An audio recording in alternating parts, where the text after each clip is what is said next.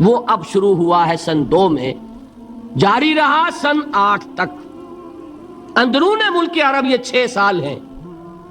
ان 6 سالوں میں غزوہ بدر، غزوہ احد، غزوہ احزاب، یہ سارے غزوے ہو گئے، پھر فتح مکہ، پھر یہ کہ غزوہ حنین، طائف کا محاصرہ، سن 8 تک یہ معاملہ مکمل ہو گیا۔ جاء الحق وزهق الباطل ان الباطل کان زہوقا۔ جب یہ فیز شروع ہوا ہے تو یہ آیتیں نازل ہوئی جو میں نے سنائی تھی آپ کو، یا ایھا الذین آمنوا استعینوا بالصبر والصلاۃ، اے مسلمانوں، اہل ایمان، مدد حاصل کرو۔ اب جو نیا فیز شروع ہو چکا ہے تمہاری جد و جہد کا، یہ مدنی آیت ہے نا، مدنی صورت ہے۔ وہ جد و جہد کا دور جو تھا مکی وہ کچھ اور تھا، یہ کچھ اور ہے۔ اس میں تو اب تمہیں آگے بڑھنا ہے، کفر پر اور شرک پر حملہ آور ہونا ہے، اقدام کرنا ہے، چیلنج کرنا ہے۔ فاستعینوا بالصبر والصلاۃ، مدد حاصل کرو کس سے؟ صبر سے اور نماز سے۔ ان اللہ مع الصابرین، جان لو کہ اللہ تعالیٰ صبر کرنے والوں کے ساتھ۔ ولا تقولوا لمن يقتل في سبيل الله اموات، اور ہرگز نہ کہو اسے جو اللہ کی راہ میں قتل ہو جائے کہ وہ مردہ ہے۔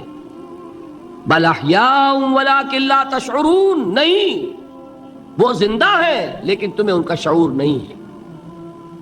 اور سنیے اب یہ آیت اہم ترین ہے صبر کے موضوع پر۔ وَلَنَبْلُوَنَّكُمْ بِشَيْءٍ مِّنَ الْخَوْفِ وَالْجُوعِ وَنَقْصٍ مِّنَ الْأَمْوَالِ وَالْأَنفُسِ وَالثَّمَرَاتِ وَبَشِّرِ الصَّابِرِينَ، اور دیکھو ہم تمہیں آزمائیں گے۔ وَلَنَبْلُوَنَّكُمْ، ہم لازماً آزمائیں گے تمہیں، بِشَيْءٍ مِّنَ الْخَوْفِ، خوف کی کیفیت طاری کر کے، والجوع، بھوک، فقر اور فاقہ، ونقص من الاموال، مالی نقصان، والانفس، جانی نقصان، والثمرات، اور ثمرات، پھلوں اور میووں کا نقصان۔ میرے نزدیک یہاں پر ثمرات کا مفہوم ایک اور بھی ہے۔ ایک تو صاف تھا، کھجور کی فصل تیار ہے، غزوہ تبوک جانے کا حکم مل گیا، کون اتارے گا؟ اور کھجور وقت پر اتری نہیں، برباد ہو جائے گی۔ یہ ہو رہا ہے نا میووں کا نقصان۔ اور میرے نزدیک یہاں یہ بھی ہے، بسا اوقات بہت سی محنتوں کا نتیجہ انسان دیکھتا ہے کہ ضائع چلا گیا، میں نے 10 سال محنت کی، حاصل کوئی نہیں نکلا۔ یہ ثمرات کیا ہیں؟ محنتیں، محنتوں کے ثمرات کا ضیاع۔ کوشش آپ نے کی، قسمت کی خوبی دیکھیے، ٹوٹی کہاں کمن، 2-4 ہاتھ جب کے لبے بام رہ گئے۔ Be prepared. ایک شاعر کے یہ اشعار ہیں، وہ کمیونسٹ تھا، میں نام بھی نہیں لیتا، لیکن یہ کہ یہ اسی انقلابی، چونکہ ان کا بھی ایک انقلابی نظریہ ہے، انقلابی عمل میں یہ سارے مراحل آتے ہیں۔ کوئی سیٹ بیک آیا، فرض کیجئے کوئی ناکامی ہو گئی، تو اپنے ساتھیوں کو دل بندھانے کے لیے یہ فصل امیدوں کی ہمدم اس بار بھی غارت جائے گی، سب محنت صبحوں شاموں کی اب کے بھی اکارت جائے گی۔ میرے نزدیک یہ ثمرات کا جو لفظ یہاں آیا ہے، وَنَقْصٍ مِّنَ الْأَمْوَالِ وَالْأَنفُسِ وَالثَّمَرَاتِ، سب محنت صبحوں شاموں کی اب کے بھی اکارت جائے گی۔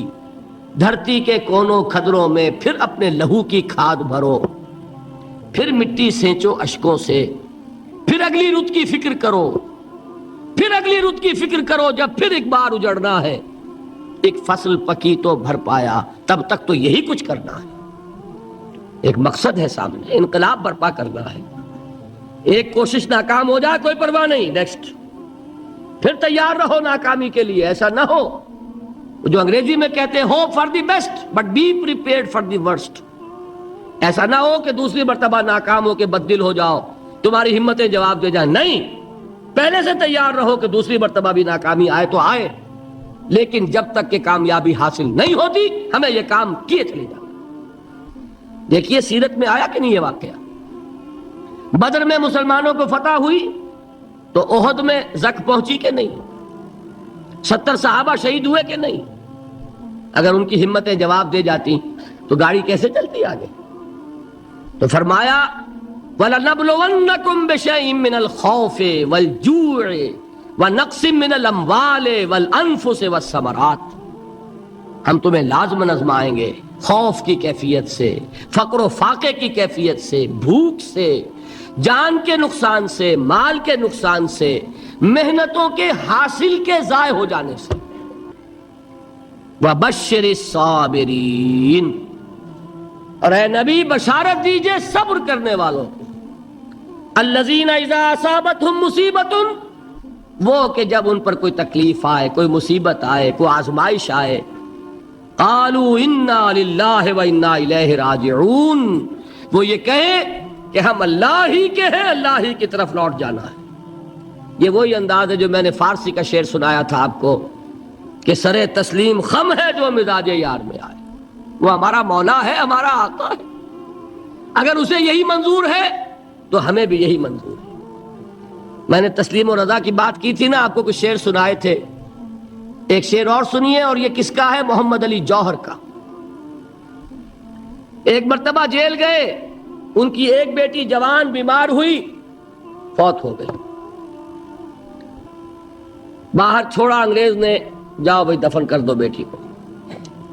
دوسری مرتبہ جیل گئے، دوسری جوان بیٹی اسی مرض میں مبتلا ہوئی، اب یہ جیل میں ہے، خبر پہنچی کہ دوسری بیٹی کے اوپر بھی اسی مرض کا حملہ ہوا ہے۔ ایک نظم لکھی ہے جس کا آخری شعر یہ ہے، تیری صحت ہمیں منظور ہے لیکن اس کو نہیں منظور تو پھر ہم کو بھی منظور نہیں۔ یہ ہے، جب تک یہ کیفیت نہ ہو اس میدان میں آدمی ثابت قدم نہیں رہ سکتا کہ میرے رب کو اگر یہ منظور ہے تو یہی مجھے منظور ہے، اور تیری صحت ہمیں چاہیے تو ضرور، لیکن ہمارے رب کو منظور نہیں تو ہمیں بھی منظور۔ راضی برضائے رب۔ وَبَشِّرِ الصَّابِرِينَ الَّذِينَ إِذَا أَصَابَتْهُمْ مُصِيبَةٌ قَالُوا إِنَّا لِلَّهِ وَإِنَّا إِلَيْهِ رَاجِعُونَ۔ نہ شود نصیب دشمن کے شود ہلاک تیغت، سرے دوستہ سلامت کے تو خنجر آزمائی۔ اولئک علیہم صلوات من ربہم ورحمہ، یہی ہے وہ لوگ جن پر ان کے رب کی طرف سے عنایتیں ہیں اور رحمتیں ہیں۔ وَأُولَٰئِكَ هُمُ الْمُهْتَدُونَ، اور یہی ہے وہ لوگ جو کامیاب ہونے والے ہیں، ہدایت پانے والے، ہدایت یافتہ۔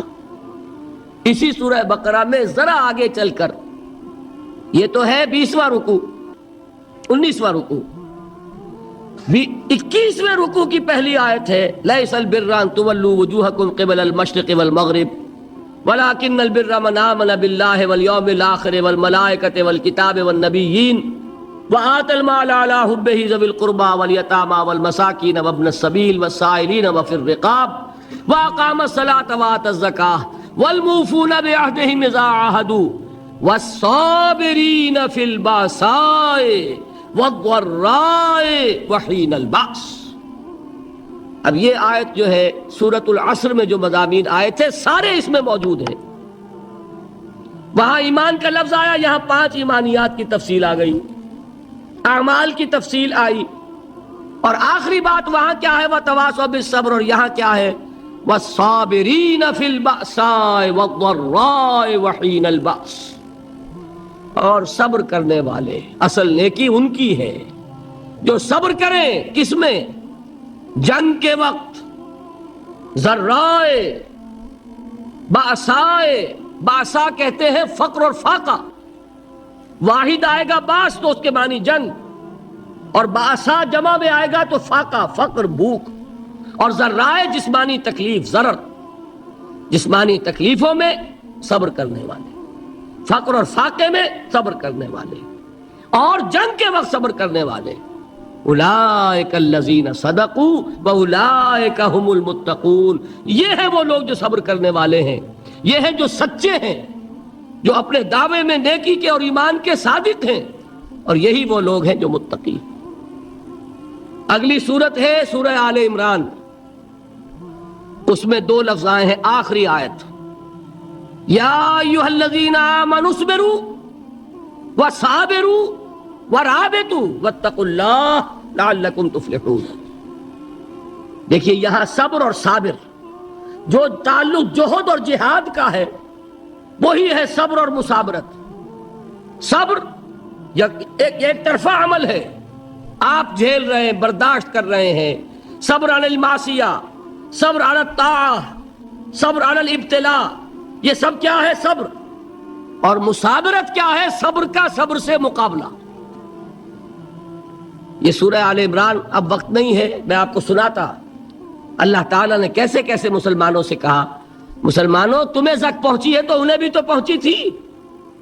ان کے 70 نہیں مارے گئے تھے بدر میں؟ ان کے حوصلے جو ہیں وہ تو پست نہیں ہوئے، وہ اگلے سال آ گئے تم پر چڑھائی کر کے. تم کیوں اتنا برا مان رہے ہو؟ تمہارے دل اتنے زخمی کیوں ہو گئے؟ تمہیں تکلیف پہنچتی ہے تو انہیں بھی پہنچتی ہے. اپنی غیرت جو ہے ہمیں ذرا اس کا جائزہ لینا چاہیے. لوگ باطل نظریات کے لیے کتنی قربانیاں دے رہے ہیں، لوگ باطل چیزوں کے فروغ کے لیے کتنی محنتیں کر رہے ہیں. جیسا کہ میں نے ابھی کہا تھا، اسی غیرت کو چیلنج کرنے کے لیے، ذرا آپ کی حمیت دینی کو جوش دلانے کے لیے، قادیانی نوجوان کتنی تعداد میں اپنے آپ کو دین کے لیے وقف کرتا ہے، اور آپ کتنے نوجوان ہیں جو اپنے آپ کو دین کے لیے وقف کر دیں. اور وہ کھاتے پیتے گھرانوں کے لوگ. یہ نہیں ہے کہ اگر کوئی اور کام نہیں کر سکتا تو پھر یہ ہے کہ وہ دین کے کام میں لگ جائے. باصلاحیت لوگ، کھاتے پیتے لوگ، ذہنی استعداد رکھنے والے لوگ، اونچے گھرانوں کے لوگ، وہ وقف کریں اپنے آپ کو دین کے لیے. اس کے بغیر کیسے باہر آ جائے گی، کیسے رونق آ جائے گی؟ تو دنیا میں باطل نظریات والے جو ہیں، یہ بات کہی گئی ہے، مسلمانوں تم اگر توحید کے لیے لڑ رہے ہو، دیکھتے نہیں ابو جہل کو، اس نے گردن کٹوائی ہے شرک کے لیے، شرک کے لیے گردن کٹوائے، اور تم توحید کے لیے گردن کٹوانے کو تیار نہ ہو. اس نے گردن کٹوائی کہ نہیں کٹوائی؟ اور کس طرح کٹوائی ہے؟ جو کہ بڑا متکبر قسم کا، فرعون قسم کا شخص تھا. جب گردن کاٹنے لگے تو کہتا ہے ذرا نیچے سے کاٹنا، تاکہ جب تم نیزے کے اوپر چڑھاؤ میرے سر کو تو اونچا نظر آئے، معلوم ہو سردار کا سر. وہ بدبخت مرتے ہوئے بھی جو اس کی یہ کیفیت تھی نا، اس کو ذہن میں رکھیے. تو یہ لوگوں نے قربانیاں دی، جانیں دی. تو فرمایا اگر تم ان سے زیادہ قربانی نہیں دو گے، یہ نوٹ کر لیجئے اس کو، مجرد اگر حق کو غالب کرنا اللہ کے ذمے ہو تو آنے واحد میں غالب کر دے گا، تمہیں تکلیف ہی دینے کی ضرورت نہیں. سمجھ رہے؟ کیا اللہ کے مقابلے میں کوئی باطل کی طاقت ٹھہر سکتی ہے؟ یہ تمہارے ایمان کا امتحان ہے، یہ تمہارے خلوص کی آزمائش ہے، یہ تمہارے امتحان کا ثبوت درکار ہے کہ اللہ تعالیٰ دیکھنا چاہتا ہے تم اس کے لیے اپنی جانیں قربان کرنے کو تیار ہو کہ نہیں، تم اس کے لیے تن من دھن لگانے کو تیار ہو کہ نہیں. اور یہ جان لو کہ اگر کفار اور مشرکین اور ملحدین اور باطل نظریات والے وہ جو کچھ قربانیاں اپنے باطل نظریات کے لیے دے رہے ہیں، ان سے زیادہ اگر تم نہیں دو گے تو حق غالب نہیں ہوگا. انہوں نے جو صبر کیا ہے اپنے باطل نظریات پر، اگر تم اس سے زیادہ صبر کا ثبوت نہیں دو گے اپنے اس حق پر تو حق غالب نہیں ہوگا.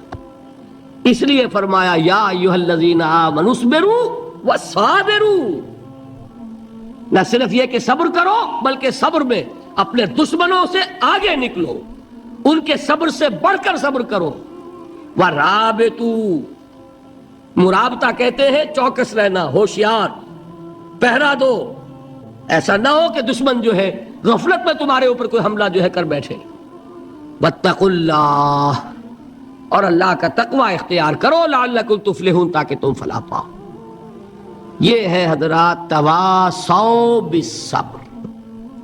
میں نے عرض کیا تھا ہر جگہ پر آپ کو چوٹی کی بات صبر ملے گا. آیت الکرسی، آیت البر جو میں نے آپ کو سنائی آخر میں، والصابرین فی الباساء والضراء وحین الباس. حامیم السجدہ، وما یلقاها الا الذین صبروا وما یلقاها الا ذو حظ عظیم. اس کے بغیر تو نہیں ہوگا. تھوڑ دلے لوگ، کم ہمت لوگ، عزیمت نہ رکھتے ہو، حوصلہ نہ رکھتے ہو، برداشت نہ رکھتے ہو، تحمل نہ کر سکیں، لالچ سے ڈگمگا جائیں. دیکھیے یہ بھی میں نے چونکہ بات کہی تھی، سن لیجئے سیرت سے. حضور صلی اللہ علیہ وسلم کے بارے میں جب مکے کے سرداروں کو یہ یقین ہو گیا کہ تشدد ہمارا فیل ہو گیا ہے، نہ محمد بدل ہوئے نہ ان کے ساتھی صلی اللہ علیہ وسلم ورضی اللہ تعالی عنہم اجمعین، تو انہوں نے دوسرا پاسا پھینکا۔ پہلا پاسا کیا تھا؟ استہزاء، تمسخر، مذاق، ڈیمورلائز کرو، نروس بریک ڈاؤن کرو، ان کا بیٹھ جائیں گے پتاشے کی طرح، معلوم ہوا نہیں ہے تو کھڑے رہے۔ تو دوسرا وار مارو، ستاؤ، تکلیفیں دو، بھوکا مارو، دہکتے ہوئے انگاروں پر لٹاؤ، ان کو ہلاک کرو۔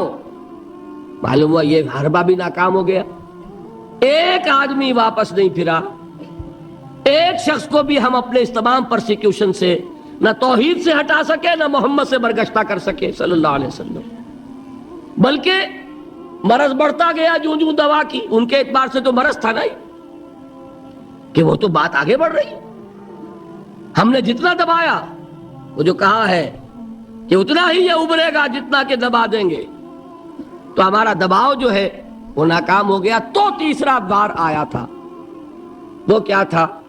سفارت آئی ابو طالب کے پاس۔ دیکھو ابو طالب، تمہارا بھتیجا جو ہے وہ ہمارے معبودوں کو باطل ٹھہرا رہا ہے، ہم تنگ آ چکے ہیں، اگر تو اسے بادشاہت چاہیے، اگرچہ ہم کسی بادشاہت کے عادی نہیں ہیں، لیکن ہم اسے اپنا بادشاہ بھی مان لیں گے۔ اگر اسے دولت چاہیے، وہ اشارہ کرے، ہم سیم و زر کے انبار اس کے قدموں میں لگا دیں گے، اور کہیں نکاح کرنا چاہے اشارہ کر دے، جس اونچے سے اونچے گھرانے میں وہ چاہے گا قریش کے، ہم اس کی شادی کر دیں گے۔ تینوں ہی لالچ ہے نا دنیا میں۔ ویسے تو زر، زن، زمین، آپ کے ہاں یہ تین زے مشہور ہیں، زر، زن، زمین۔ زمین کو اقتدار سمجھ لیجئے، قوت سمجھ لیجئے، دبدبہ سمجھ لیجئے۔ زن، زر اور حکومت، تینوں پیشکشیں انہوں نے کی۔ دیکھیے، یہ ہوتے ہیں مرحلے تحریکوں کے لیے بہت ہی نازک۔ نبی کے لیے تو خیر کوئی امکان نہیں تھا، غیر نبی ہو تو سوچے گا نا، یہ بادشاہ بنا رہے ہیں، بادشاہ بنو، اس وقت تھوڑا سا کمپرومائز کر لو، پھر ہاتھ میں قوت آ جائے گی تو پھر سب ٹھیک کر لیں گے۔ اگرچہ کبھی ٹھیک نہیں ہوتا، وہ ٹھیک ہوتا ہے اسی پروسیس سے جو محمد الرسول اللہ نے اختیار کیا۔ یہ تمام ٹیمپٹیشنز ہوتی ہیں، راستے سے بھٹکانے کی کوشش، کہ دباؤ سے نہیں مانے تو یہ لالچ جو ہے یہ انہیں ہٹائے۔ کیا جواب تھا حضور کا صلی اللہ علیہ وسلم؟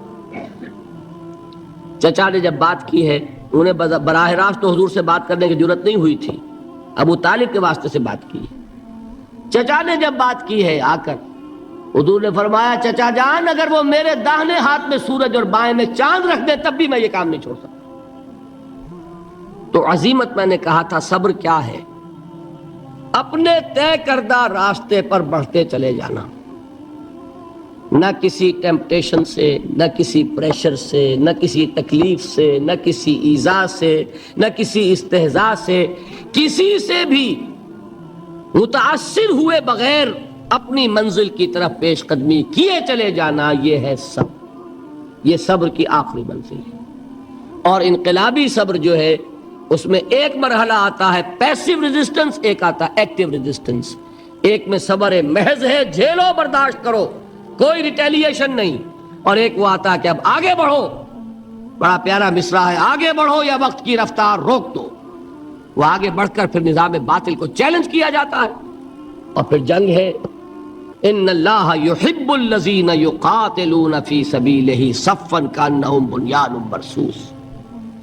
ان اللہ اشتری من المؤمنین انفسہم واموالہم بان لہم الجنہ یقاتلون فی سبیل اللہ فیقتلون ویقتلون وعدا علیہ حقا فی التوراۃ والانجیل والقرآن ومن اوفی بعہدہ من اللہ فاستبشروا ببیعکم الذی بایعتم بہ وذالک هو الفوز العظیم۔ اللہ نے اہل ایمان سے ان کے جانیں اور ان کے مال خرید لیے ہیں جنت کے عوض۔ نتیجہ کیا ہے؟ وہ جنگ کرتے ہیں اللہ کی راہ میں، قتل کرتے بھی ہیں، قتل ہوتے بھی ہیں۔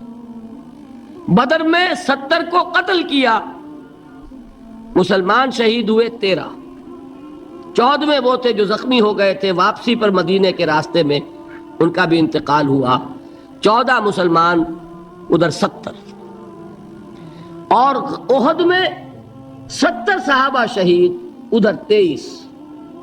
تلک الایام نداولھا بین الناس، یہ دن ہیں جن کو ہم الٹ پھیر کرتے رہتے ہیں لوگوں کے مابین، لیکن یہ کہ بد دل نہیں ہوئے، قافلہ بڑھتا رہا۔ اور غزوہ احزاب میں وہ شعر میں کل سنا چکا ہوں محمد کے جانثاروں کا، نحن الذین بایعوا محمدا علی الجہاد ما بقینا ابدا، ہم وہ ہیں جنہوں نے محمد سے بیعت کی ہے جہاد کی صلی اللہ علیہ وسلم۔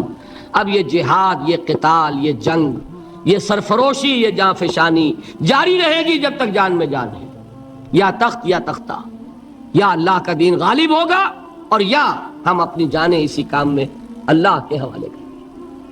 اللہ تعالیٰ مجھے اور آپ کو اس کی توفیق دے کہ ایمان کے عملی تقاضوں کو پورا کرنے میں، اللہ کے دین کی دعوت کے لیے، دیکھیے تینوں لیول میں نے بیان کر دیے۔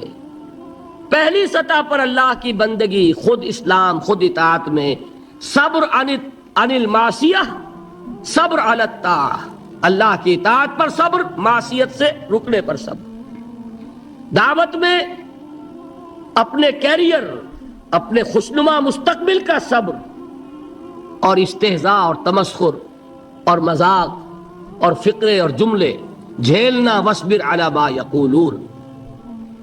انقلاب اور اللہ کے دین کو قائم کرنے کے لیے صبر، پیسو ریزسٹنس، ایکٹیو ریزسٹنس۔ ایک صبر محض ہے، ایک مثابرت ہے، ایک یہ کہ جھیلو، برداشت کرو لیکن ہاتھ نہ اٹھاؤ، اور ایک یہ کہ آگے بڑھو، باطل کو للکارو اور جان ہتھیلی پر رکھ کر میدان میں آ جاؤ۔ یہ 6 صبر میں نے آج آپ کو بتائے، 2 صبر ہیں ہر لیول کے۔ میں نے عرض کیا تھا کہ یہ تینوں لیول سامنے ہوں گے تو ہی مختلف چیزوں کے، جہاد کے درجات بھی تب سمجھ میں آئیں گے اور صبر کے مراتب بھی سب سمجھ میں آئیں گے۔ اللہ تعالی ہمیں جہاد کی توفیق عطا فرمائے اور صبر کی توفیق عطا فرمائے اور فیصلہ کرنے کی توفیق عطا فرمائے کہ میری زندگی کا مقصد تیرے دین کی سرفرازی، میں اسی لیے مسلمان، میں اسی لیے نمازی۔ دیکھیے جو 2-3 اعلانات ہوئے تھے ان میں میں چاہتا ہوں کہ وضاحت کر دوں۔ ہم نے یہ سوچا کہ یہ سوالات کے لیے جو ہم نے ایک نشست رکھی ہے بہت کم لوگ اس سے استفادہ کر سکیں گے، لہذا یہ ترمیم کی گئی ہے کہ کل سے، جیسے آج بھی ہوا ہے، آج 2.25 گھنٹے ہو گئے، لیکن کل سے میں پابندی کروں گا کہ 2 گھنٹے سے کسی صورت میری تقریر زیادہ نہ ہو۔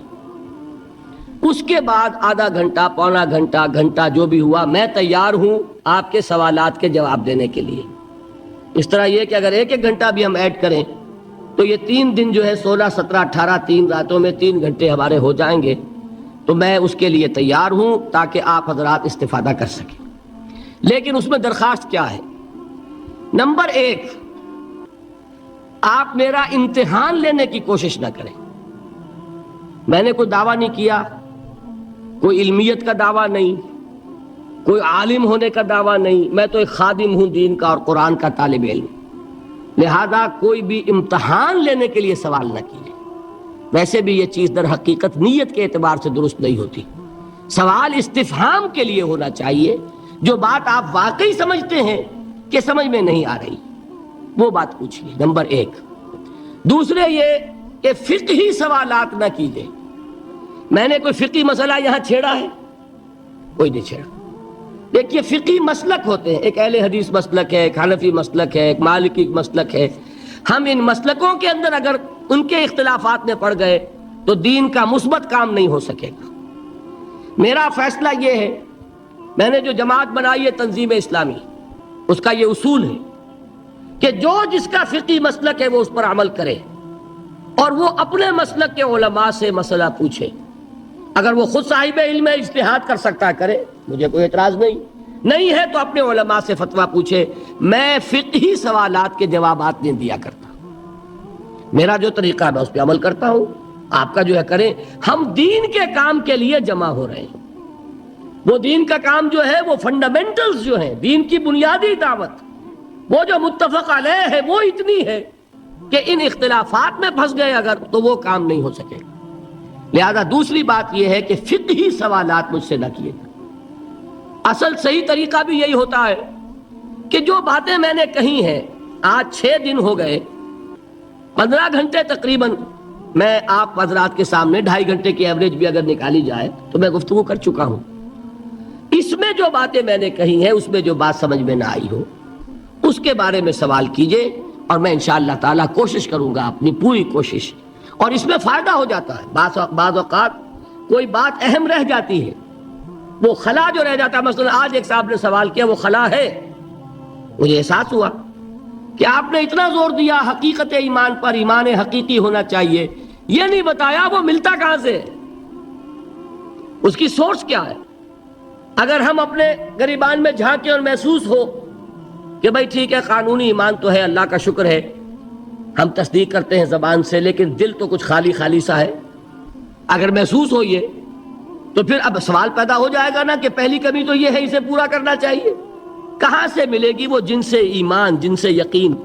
یہ سوال ہے، بہت پیارا سوال ہے. میں نے اس وقت بھی کہا تھا کہ وہاں پر اگر یہ بات ہو تو سب حضرات کے سامنے آ جائے گی. اس طرح کے سوالات جو مفید ہوں، جس سے میری گفتگوؤں کے جو خلا ہے وہ پر ہو جائے اور اس سے بات اور واضح ہو جائے، تو یہ تو در حقیقت مفید ہوں گے. اور ہمارے اس مقصد کو جس کے تحت یہ محنت میں کر رہا ہوں، یہاں کے منتظمین نے کی ہے، جو محنت آپ کر رہے ہیں اپنے آرام کی قربانی دے کر، تو اس محنت کا جو مقصد ہے اس کے اعتبار سے ایسے سوال مفید ہوتے ہیں.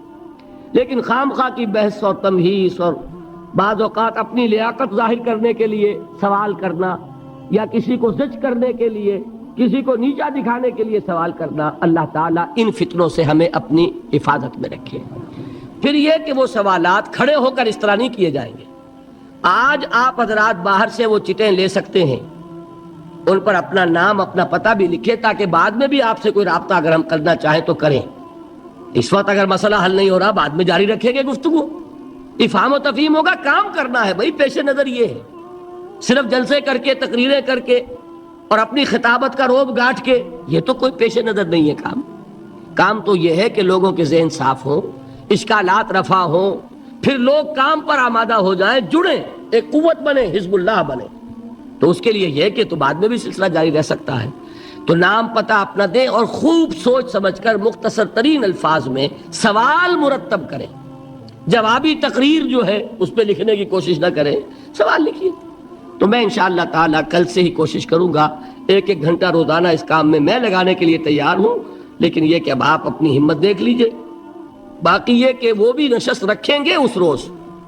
آخری جو باتیں رہ جائیں گی وہ پھر انشاءاللہ 19 کی صبح کو کوئی 9 بجے سے لے کر اور 11 ساڑھے 11 تک 2-2.5 گھنٹے اس کا بھی انشاءاللہ انتظام کریں گے. لیکن کل سے یہ سوالات جو ہیں اس کے بعد، تقریر کے بعد، اس کا بھی سلسلہ شروع ہو جائے گا. تو اس کے لیے میں نے یہ گزارشات کی ہیں، ان چیزوں کو سامنے رکھ کر. اور ایک بات جو کہی تھی میں بھی کہنا چاہتا ہوں، یہ دیکھیے، یہ آج 6واں دن ہے اور واقعہ یہ میں نے پہلے بھی کہا تھا کہ میری بڑی ہمت افزائی ہوئی ہے اس ذوق و شوق کو دیکھ کر کے جس کا آپ نے ثبوت دیا ہے.